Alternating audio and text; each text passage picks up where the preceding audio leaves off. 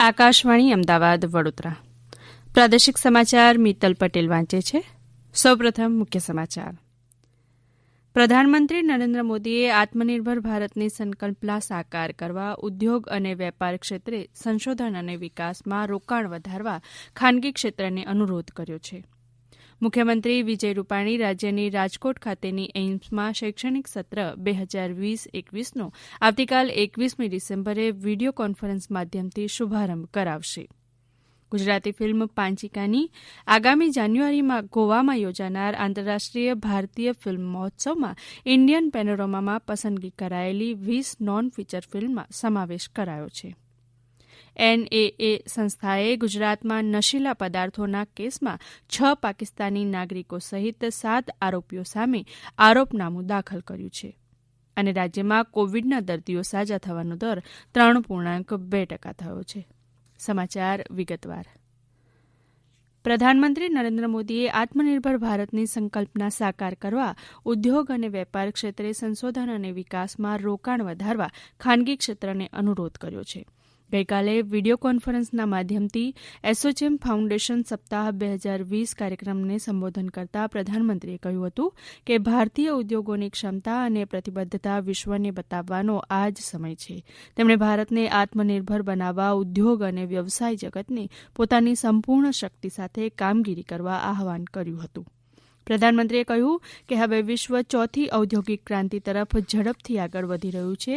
નવી ટેકનોલોજીના રૂપમાં અનેક પડકારોની સાથે જ સમાધાન પણ મળશે. તો હવે સારી રીતે યોજના બનાવી અને તેના પર કામ કરવાનો સમય છે. શ્રી મોદીએ વધુમાં કહ્યું કે 27 વર્ષ બાદ ભારત પોતાની સ્વતંત્રતાના 100 વર્ષ પૂર્ણ થવાનો ઉત્સવ મનાવશે. આ 27 વર્ષ ભારતની વૈશ્વિક ભૂમિકા પણ નિર્ધારિત કરશે. શ્રી મોદીએ આ પ્રસંગે જાણીતા ઉદ્યોગપતિ શ્રી રતન ટાટાને ASSOCHAM enterprise of the century પુરસ્કારથી સન્માનિત કર્યા.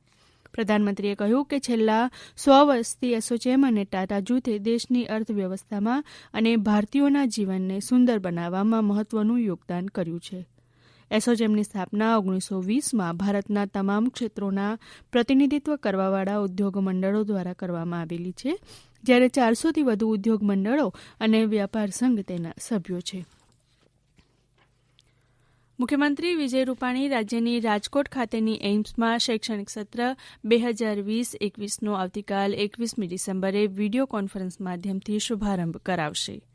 ગાંધીનગરથી આવતીકાલે બપોરે 12:30 વાગે યોજાનાર શુભારંભના આ કાર્યક્રમમાં કેન્દ્રીય આરોગ્ય રાજ્યમંત્રી અશ્વિની ચૌબે ઓનલાઇન માધ્યમથી દિલ્હીથી જોડાશે. ઉલ્લેખનીય છે કે રાજકોટ એઇમ્સની વર્ષ 2020-21ની MBBSની શાખામાં 50 વિદ્યાર્થીઓ જોડાશે. અત્યારે રાજકોટની એઇમ્સને PDU કોલેજ સિવિલ હોસ્પિટલ રાજકોટના સંકુલમાં શરૂ કરાઈ છે. મુખ્યમંત્રી વિજય રૂપાણીએ બુધેલથી બોરડા બલ્ક પાઇપલાઇનના ખાતમુહૂર્ત પ્રસંગે કહ્યું કે ₹376 કરોડ રૂપિયાની આ યોજનાથી ભાવનગર, અમરેલી અને ગીર સોમનાથ જિલ્લાના 20 શહેરો અને 612 ગામોની કુલ 43 લાખની વસ્તીને વધારાના પાણીનો લાભ મળશે. મુખ્યમંત્રી શ્રી વિજય રૂપાણીએ જણાવ્યું છે કે બુધેલ બોરડા બલ્ક પાઇપલાઇનના નિર્માણ બાદ ભાવનગરના તળાજા તથા મહુવા, અમરેલીના રાજુલા અને જાફરાબાદ તથા ગીર સોમનાથ જિલ્લાના ઉના અને કોડીનાર તાલુકા જૂન 2022 સુધી વોટર ગ્રીડ થકી જોડાઈ જશે. ભવિષ્યમાં સોમનાથ મંદિર પરિસરમાં પીવાનું શુદ્ધ પાણી આ વોટર ગ્રીડથી પહોંચશે. તેમણે કહ્યું કે છેલ્લા એક સપ્તાહમાં પાણી પુરવઠા યોજનાના 3300 કરોડના ખાતમુહૂર્તો લોકાર્પણો થયા છે. કેન્દ્ર સરકારે 2024 સુધી ઘરે ઘરે નળથી જળ પહોંચાડવાનું લક્ષ્યાંક નક્કી કર્યું છે, જેને આપણે 2022માં જ પૂરું કરીશું. પાણી પુરવઠા મંત્રી કુંવરજીભાઈ બાવળિયાએ જણાવ્યું હતું કે પાણી પુરવઠા વિભાગ હસ્તકની ભાવનગર, અમરેલી તથા ગીર સોમનાથ જિલ્લાઓને આવરી લેતી બલ્ક પાઇપલાઇન યોજના દરિયા કિનારાના ગામોમાં પાણીની સમસ્યા હલ કરી છેવાડાના લોકો સુધી શુદ્ધ પાણી પહોંચતું કરશે. બુધેલથી બોરડા સુધીની 58 કિલોમીટરની બલ્ક પાઇપલાઇન યોજનાનું કામ આગામી 20 મહિનામાં પૂર્ણ કરાશે. ગુજરાતી ફિલ્મ પાંચિકાની આગામી જાન્યુઆરીમાં ગોવામાં યોજાનાર 51મા આંતરરાષ્ટ્રીય ભારતીય ફિલ્મ મહોત્સવના ઇન્ડિયન પેનોરમામાં પસંદગી કરાયેલી 20 નોન ફીચર ફિલ્મમાં સમાવેશ કરાયો છે.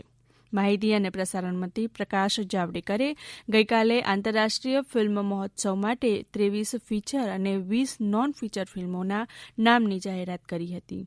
20 નોન ફીચર ફિલ્મ વર્ગમાં અંકિત કોઠારીની ગુજરાતી ફિલ્મ પાચિંકા ઉપરાંત અંગ્રેજી ફિલ્મ અહિંસા ગાંધી તથા બંગાળી ફિલ્મ રાધાની પણ પસંદગી કરાઈ છે. તેવી જ રીતે 23 ફીચર ફિલ્મોમાં હિન્દી ફિલ્મ સાંડ કી આંખ અને છિછોરેનો સમાવેશ કરાયો છે. નાયબ મુખ્યમંત્રી નીતિન પટેલે કહ્યું છે કે રાજ્યમાં ઇન્ટર્ન ડોક્ટરોને કોરોના કાળમાં કામગીરી કરવા બદલ દર મહિને વધારાનું 5,000 રૂપિયાનું પ્રોત્સાહક ભથ્થું ચૂકવવાનો રાજ્ય સરકારે નિર્ણય લીધો છે. નાયબ મુખ્યમંત્રી શ્રી પટેલે તબીબી પ્રતિનિધિઓ સાથેની સુખદ બેઠક બાદ મીડિયાને માહિતી આપતા જણાવ્યું હતું કે રાજ્યની સરકારી અને GMERS કોલેજના ઇન્ટર્ન તબીબોને હાલ 13,000 રૂપિયાનું સ્ટાઇપન્ડ ચૂકવવામાં આવે છે. તેમાં કોઈ વધારો કરાયો નથી. પ્રોત્સાહક રૂપિયા 5,000 રૂપિયાનું વધારાનું મહેનતાણું સ્ટાઇપેન્ડ ઉપરાંત ચૂકવવામાં આવશે, જેને લીધે હવે આ ઇન્ટર્ન તબીબોને 18,000 રૂપિયા ચૂકવાશે, જેનો અંદાજે 2200 જેટલા તબીબોને લાભ મળશે.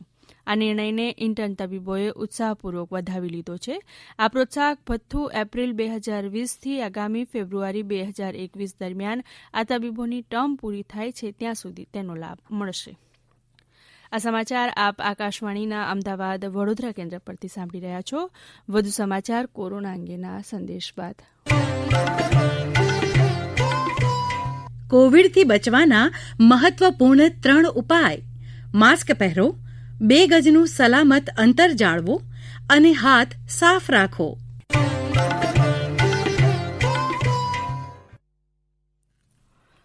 રાષ્ટ્રીય તપાસ એજન્સી NIA એ ગુજરાતમાં નશીલા પદાર્થોના જથ્થાને લગતા કેસમાં 6 પાકિસ્તાની નાગરિકો સહિત 7 આરોપીઓ સામે આરોપનામું દાખલ કર્યું છે. સૂત્રોના જણાવ્યા અનુસાર મે 2019માં કચ્છના જખૌ બંદર નજીક મળેલ પાકિસ્તાની જહાજ અલ મદીનામાં 237 કિલોગ્રામ માદક પદાર્થ કબજે કરવામાં આવ્યો હતો. આ કેસમાં ધરપકડ કરાયેલા 6 પાકિસ્તાની નાગરિકો અને 1 ભારતીય નાગરિકને NIAની અમદાવાદ વિશેષ અદાલત સમક્ષ આરોપી જાહેર કરવામાં આવ્યા હતા. સૂત્રોના જણાવ્યા અનુસાર આ કેસ ભારતીય દંડ સંહિતા, ગેરકાયદેસર પ્રવૃત્તિઓ અધિનિયમ, નાર્કોટિક ડ્રગ્સ અને NDPS એક્ટની અનેક કલમો હેઠળ દાખલ કરવામાં આવેલ છે. તપાસમાં બહાર આવ્યું છે કે આરોપીઓએ કાવતરું ઘડ્યું હતું અને કુલ 330 કિલોગ્રામ માદક દ્રવ્યોના જથ્થાને ગુજરાતમાં લાવવાનો પ્રયાસ કર્યો હતો. જોકે ભારતીય કોસ્ટગાર્ડ દ્વારા તેમની અટકાયત કરવામાં આવી હતી, જેમાં 237 કિલોગ્રામ નશીલા પદાર્થો સાથે પાકિસ્તાની ચલણી નોટો મળી આવી હતી. દરમિયાન ફરાર 9 પાકિસ્તાની આરોપીઓ સામે વધુ તપાસ ચાલી રહી છે. રાજ્યમાં કોવિડના દર્દીઓ સાજા થવાનો દર 3.2% થયો છે. છેલ્લા 24 કલાકમાં કોવિડના 1,252 દર્દીઓ સાજા થતાં કોવિડને માત આપનારની સંખ્યા 2,17,935 થઈ છે. આ જ સમયગાળામાં કોવિડના નવા 1,026 કેસ નોંધાતા કોવિડના કુલ કેસની સંખ્યા 2,34,289 થઈ છે. હાલ કોવિડના એક્ટિવ કેસની સંખ્યા 12,127 છે. આ પૈકી 12,064 દર્દીઓની સ્થિતિ સ્થિર છે, જ્યારે 63 દર્દી વેન્ટિલેટર પર છે. છેલ્લા 24 કલાકમાં કોવિડના 7 દર્દીઓના મોત થતાં કુલ મૃત્યુઆંક વધી 4,227 થયો છે. મુખ્યમંત્રી વિજય રૂપાણી કૃષિ સુધારાઓ અંગે ભાજપના જનજાગરણ અભિયાન અંતર્ગત ગઈકાલે આણંદ, ખેડા, વડોદરા અને છોટાઉદેપુર જિલ્લાના સંયુક્ત ખેડૂત સંમેલનને સંબોધતા કહ્યું હતું કે દેશના જાગૃત ખેડૂતોએ ભારત બંધને જાકારો આપી કૃષિ સુધારાઓ અંગે પોતાનું મંતવ્ય રજૂ કરી દીધું છે. તેમણે વધુમાં જણાવ્યું છે કે ભાજપના શાસનમાં વિવિધ પાકોની MSPમાં 40થી 70% સુધીનો નોંધપાત્ર વધારો કરવામાં આવ્યો છે.